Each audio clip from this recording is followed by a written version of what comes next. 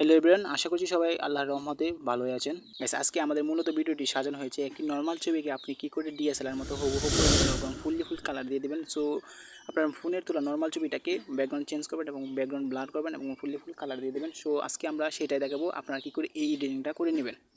Okay guys, আপনাদের কাছে বেশি সময় নেব না, চলে যাবো মূল ভিডিওতে যাওয়ার আগে আপনি যদি আমাদের চ্যানেলে নতুন দর্শক হয়ে থাকেন তাহলে অবশ্যই চ্যানেলটি সাবস্ক্রাইব করে দেবেন।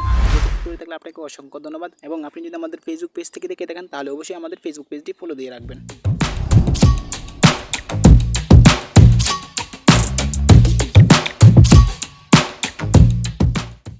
হ্যালো গাইস, আমরা চলে আসলাম মূল ভিডিওতে। আপনারা এরকম পুরো এডিটিং করার জন্য আপনারা সর্বপ্রথম আপনার অ্যাপ্লিকেশনটি ওপেন করবেন Pscc 2019। তো আপনারা কী করে এটা ডাউনলোড করবেন সেটা আমি পরবর্তী ভিডিওতে দেখিয়ে দেবো।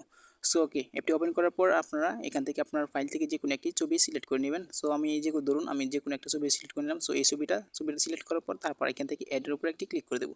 অ্যাডে ক্লিক করে দেওয়ার সাথে এরকম একটি অপশন চলে আসবে। সো আমরা এখান থেকে দেখতে পাবো বিভিন্ন ধরনের টুলস। একদম নিচে দেখতে পাচ্ছি ব্রাশের আইকনের নিচে এখানে দেখতে পাচ্ছি একটা ব্রাশের মতো, জাস্ট এটার উপর একটি ক্লিক করে এখান থেকে আমরা 3 নম্বর অপশনটিতে যেয়ে একদম লাস্টে এটার উপর একটি ক্লিক করে দেবো। সো তারপর এইভাবে আমাদের ছবিটি ব্রাশ করব। সো আমি একটু ব্রাশ করে আমি দেখিয়ে দিচ্ছি। সো ওকে, এখানে আমরা দেখতে পাচ্ছি মুখে বেশি চলে এসেছে। সো আমরা সেটার জন্য আমরা এটাকে নিচে দেখব মাইনাসের মতো, জাস্ট এই মাইনাসের উপরে ক্লিক করে তারপর ব্রাশটাকে আরেকটু উপরে তুলে দেবো। তাহলে কিন্তু বাড়তি অংশ ভিতরে চলে আসবে না ব্রাশটা। সো আপনারা চাইলে ব্রাশ ছোটো বড়ো করে নিতে পারবেন ব্রাশের আইকনে ক্লিক করে। ওকে গাইস, ছবিটিতে এখন আমরা ফুল ব্রাশ করার শেষে আমরা এখান থেকে দেখতে পারবো উপরে কলমের মতো আইকন, জাস্ট এটার উপর একটি ক্লিক করে আমাদের ছবিটিতে কোন জায়গায় ব্রাশ হয় না জাস্ট এটার উপর একটি ক্লিক করব। তারপর এখানে দেখতে পাবো রেফারেন্স, জাস্ট এটার উপরে ক্লিক করে এখান থেকে আমরা এটার ছবিটির উপর একটি ক্লিক করে দেবো।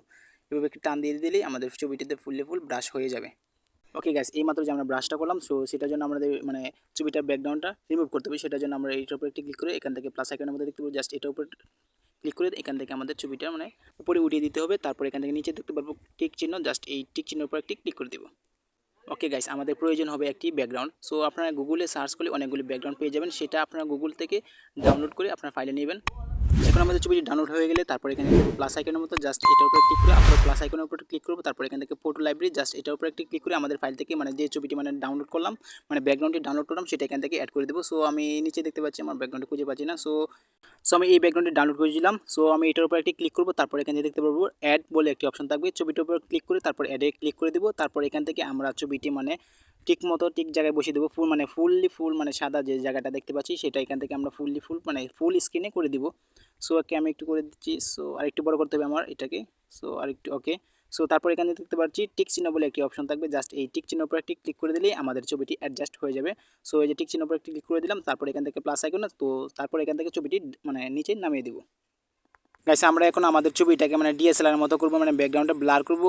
ওকে, ব্যাকগ্রাউন্ডটা ব্লার করার জন্য আমরা উপরে দেখতে পাচ্ছি এফএক্স, তারপরে এখানে দেখতে পাচ্ছি নিচে দেখতে পাচ্ছি বেসিক, জাস্ট এই বেসিকের উপর একটি ক্লিক করে তারপরে এখানে দেখতে পাচ্ছি সর্বপ্রথম যে ব্লাডটি থাকবে সেই ব্লাডটির উপর একটি ক্লিক করে দিব।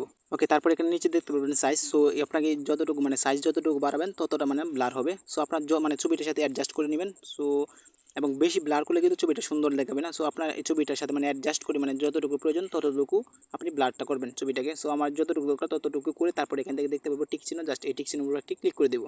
সো ওকে, ওকে গাইস, আমাদের সব কাজ শেষ হয়ে গেলে তারপর আমরা এটাকে ছবিটাকে সেভ করব। সেভ করে তারপর আমাদের ফাইলে নিয়ে নেব। সেটার জন্য আমরা কর্নারে দেখতে পাচ্ছি ডান। সো আমরা এই ডানের উপর একটি ক্লিক করে তারপর এখানে দেখতে পাবো সেভ বলে একটি অপশন থাকবে, জাস্ট এই সেভের উপরে ক্লিক করব। ওকে, এখন নিচে দেখতে পাচ্ছি শেয়ার আইকনের মতো, তারপরে এখানে দেখতে পাচ্ছি সেভ টু গ্যালারি, তারপর এখান থেকে পিএনজি আকারে আমরা ছবিটাকে সেভ করব। পিএনজি সেভ করার পর তারপর এখান থেকে ছবিটার উপর একটি ক্লিক করে তারপর এখান থেকে ওকের উপর ক্লিক করতে হবে। তাহলে আমাদের ছবিটি সেভ হয়ে গ্যালারিতে চলে যাবে। সো এখন আমরা চলে যাবো আমাদের ফাইল গ্যালারিতে। ওকে, আমাদের ছবিটি সেভ হয়ে গেছে। এখন আমাদের ছবিটাকে কালার দিতে হবে, সেটার জন্য আমরা ছবিটাকে শেয়ার করবো লাইট রুমে। সো ওকে, আমি এখন চলে যাবো লাইট রুমে। সো ওকে, আমি চলে আসলাম এখন লাইট রুমে। সো আমরা এই ছবিটাকে কালার দেবো একটা প্রিসেট আকারে। সো এটা হচ্ছে একটা প্রিসেট, এই কালারটা হবে। সেটার জন্য আমরা এই কালারটা দেওয়ার জন্য আমরা এখানে দেখতে পাবো 3 ডট, তারপর এখানে দেখতে বলবো কপি সেটিং। এই কপি সেটিংয়ের উপর একটি ক্লিক করে তারপর এই ছবিটার উপরে আসে 3 ডটে এখান থেকে দেখতে পাবো পেস্ট, এই জাস্ট এই পেস্টের উপর একটি ক্লিক করে দিলে ছবিটি কালার হয়ে যাবে।